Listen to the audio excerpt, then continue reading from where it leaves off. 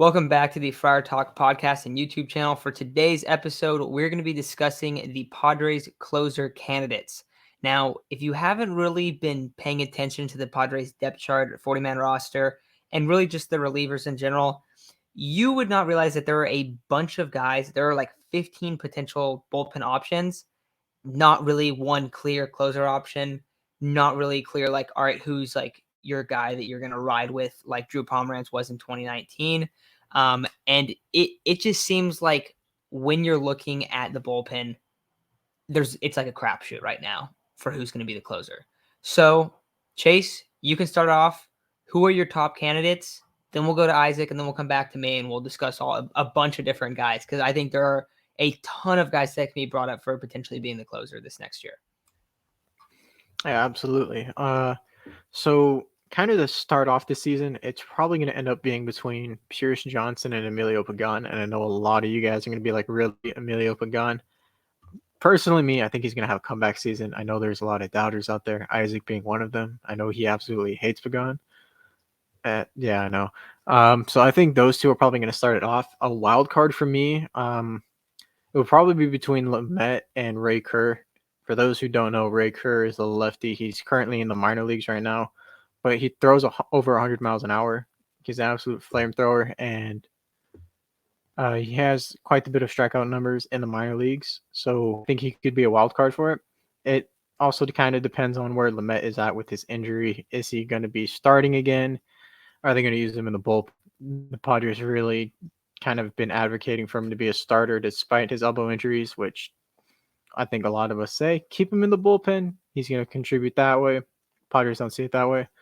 But in the later half of season or the latter half of season, we can see either Mortejon or Jose Castillo or even Drew Pomeranz coming to close. A lot of them are coming back from arm injuries. Mortejon's supposed to miss a significant part of the season as Castillo and Pomeranz. But I think Mortejon, if you get him closing experience or you get him in this, be the setup man in the eighth and come in to be the ninth, we've all been saying that he should get this Josh Hader role. And I think he'd be absolutely filthy in it. Kid throws 100 miles an hour. He's young. He can go multiple innings. You just got to be sure to get him his rest and, not overwork him. He does have a history of with shoulder injuries and now an elbow injury. So keep him a little less than 60 innings in a game, which he won't reach that this year. But I think he's a dark horse candidate for a second half of season closer, and I think he's going to take that role by storm. Yeah, I'm looking at the bullpen roster right now. There's not really anybody that pops out to me in terms of who could close. My favorite approach would definitely be the closer by committee. And in that role, you could definitely see guys like Pagan, Pomeranz, Austin Adams. I mean, Pagan and Adams are like, if God doesn't want to bless us and we're having a bad day or something, because probably end up losing that game. There's also Piers Johnson. And so I guess my favorite ones would obviously be Piers Johnson and Dinelson Lamet. Of course, Dinelson Lamet, we don't know what's going on with his injury. He didn't really look that good last year in the games he pitched in. And he had even though they didn't say it, if you watch the games closely, he had a pitch limit. It was 18 pitches. 18 or 19 pitches was where they would take him out. Even if he was, 2 outs, full count, whatever it was, there were instances where he'd be 18 or 19 pitches in and they would take him out. I think there was only once where they took him out after like 20 something, but if he reached 18, you could count on him being out on the next pitch or that pitch. So there's limits there. It's just a matter of how's he going to rehab in the offseason. I would expect him to, of course, come back better and stronger. So that's why I'm a little more optimistic that he can close. And then there's also Piers Johnson, who's, in the limited history he's had as a Padre, he's looked really, really good. I don't remember a time where I think, oh man, Piers Johnson cost us a game. So he could be a solid guy. I think he can fill any role. Whereas there's guys on here that I don't think can fill any role. I don't think Tim Hill can close. I don't think Austin Adams can close. Nabil Chrismat can't close. Chase brought up Mortejon. Mortejon is an excellent option if he's feeling good. If he's feeling healthy. And if he is feeling healthy, then yeah, you can plug him in the bullpen and any role and see what he's got. But right now, it doesn't feel like there's a set closer. And I know Matt's probably going to talk about this guy, but there's Luis Garcia. I think Chase brought him up too. There's Luis Garcia. He only threw 33 innings last year. Baseball Savant, I looked on it. It's literally only 2 categories. It's fastball velocity, I think it is, and fastball spin. So the first one is in the 99th percentile. The second one is in the 35th percentile. So I'm a little bamboozled. I don't know what to think. But he also has a slider and another pitch. So he's also a good option. I know, for those that have been watching, Ryan has come on a couple times. He's a big advocate of Luis Garcia closing. Yeah, so the first thing I want to touch on is the closer by committee idea. I am fully on board with this. I feel like maybe not last year. I think last year it played out pretty well for the Padres because Mark Melanson, we definitely had our doubts about him, but he did a great job in that closer role. And you got to give him props because he was excellent there. But for a lot of teams, and I think the majority of teams, if you go by a closer by committee, you're playing it by matchup each time, which I think is the smartest way to play, and the smartest way to kind of manage your games, and especially the smartest way to manage your bullpen. We saw Tim Hill get put into high leverage spots and succeed tremendously. And then they would bring Tim Hill out in like the 8th inning with no one on to start the inning, and he'd struggle. And he'd get guys on, and he'd be like, oh, "All right, Tim Hill's in a spot now. The bases are loaded. There's no outs, right? That's where he likes to be." And then they pull him, and then the other team would score 4 runs. So I feel like really understanding what kind of spots you want your guys to be in is really important. And so I do expect the Padres to start the year with a closer by committee. I would find it really hard that anyone in spring training, and most likely ever do spring training, would be able to come out and show out like, okay, I've proven that I can take on this closer role. That's a lot of faith to put into someone that hasn't necessarily been there. Chase, you brought up Piers Johnson as a guy that could definitely start the year as the closer or the primary closer. That's who Fangraphs expects to be the Padres closer. So I think it's worth bringing up. I think that Piers Johnson, when he signed, like it was kind of just like an under the radar. Oh, they got this guy from the Japanese Baseball League, and just kind of not really brought up that much. He's been great for the Padres. Last year he had like a 3.2 ERA, put up good numbers. He's been extremely consistent. And then Isaac, you brought up, you don't really feel like he's ever like blown a game. Feels like if he allows, when he has like a bad game, so he allowed a run. It's never like, oh, Piers Johnson got blown up. I really can't think of many times when he's done that as well.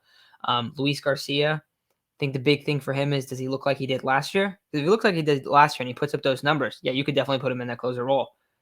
But that's the big question, is that he's 35 years old, and throughout his career, it's been super up and down. So if he can be the guy he was in 2021, then absolutely. But if he's not that guy, then he's definitely not going to be your closer. And Ryan, like you brought up, Isaac, Ryan is a big advocate of Luis Garcia and was really excited that they signed him.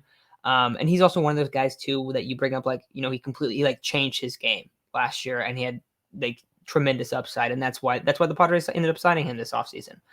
So I definitely think he's up there. The other guy that I expect to kind of start the year, so these would be like my top 3. The other guy would be Emilio Pagan. And I know that a lot of people do not want to hear that, but I do think that it's a very likely spot that he's in. Another thing to bring up, I think Emilio Pagan has been a shell of himself since he's been in San Diego.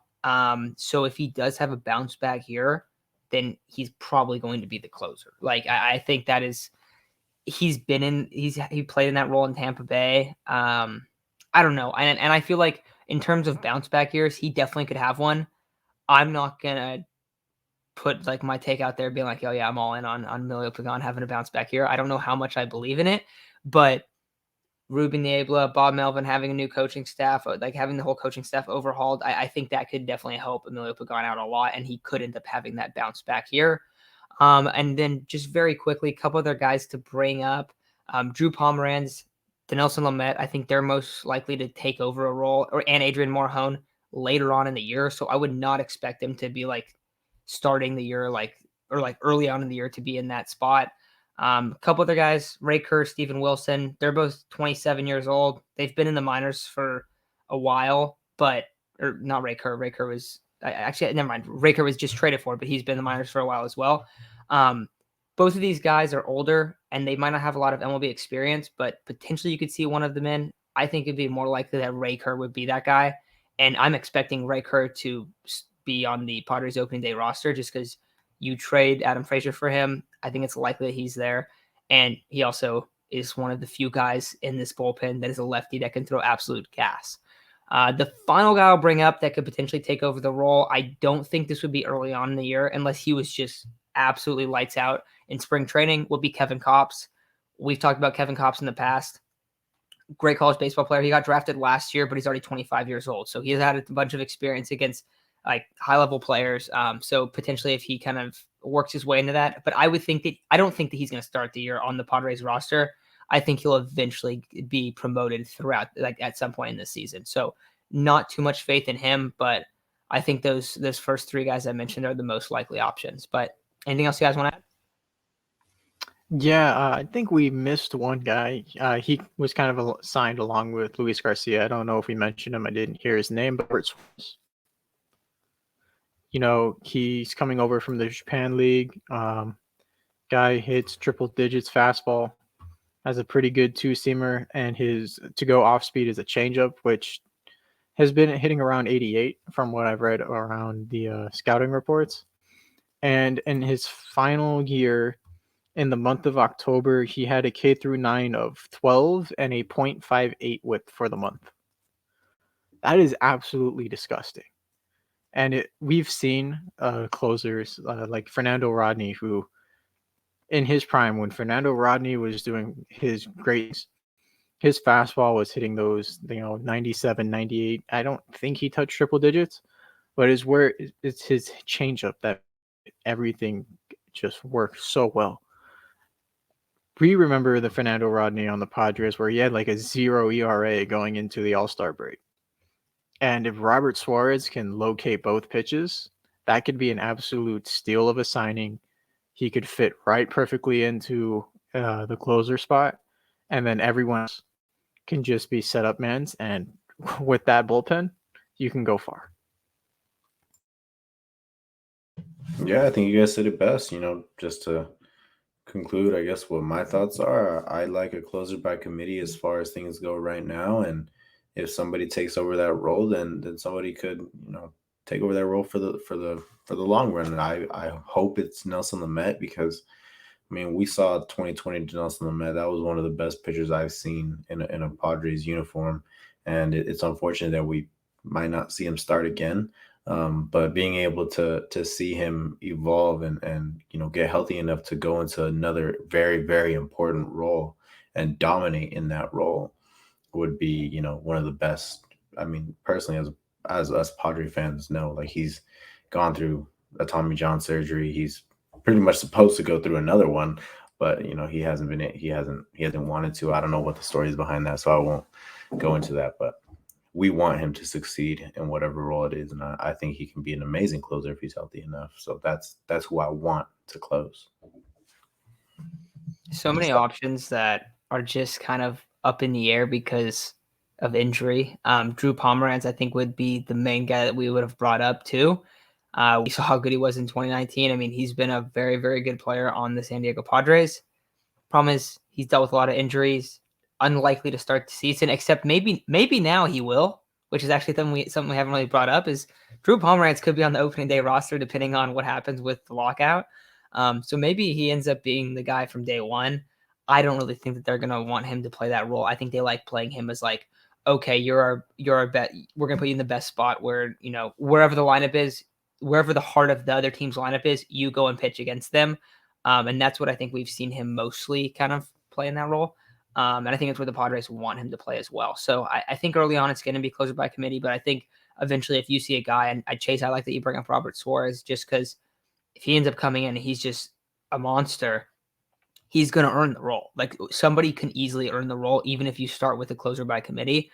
And I think that's also like just a good way to kind of like have good competition within your clubhouse of like, all right, whoever's playing the best, we're just kind of going to rock with the hot hand in that closer spot, and that's the person that's going to own it. If that guy starts struggling, next guy that's the hottest, he's going to take over. So very, very interesting to see how this plays out. But the Padres have like 15 relievers that can play this year and are probably going to at least pitch a couple innings. So they have a ton of names to choose from. And the craziest thing is, like, it might not even be someone that we mentioned today. Like, it could end up being someone that we're just not bringing up. Could be a trade later in the year, but I think that we talked about, the main guys there. But if we didn't bring someone up, definitely let us know, and comment below who you think is either one of the guys that's going to be in that closer committee, or if you think there's going to be a concrete closer day one of the season, who is that guy? So with that said, thank you all for listening, and we'll talk to you all tomorrow.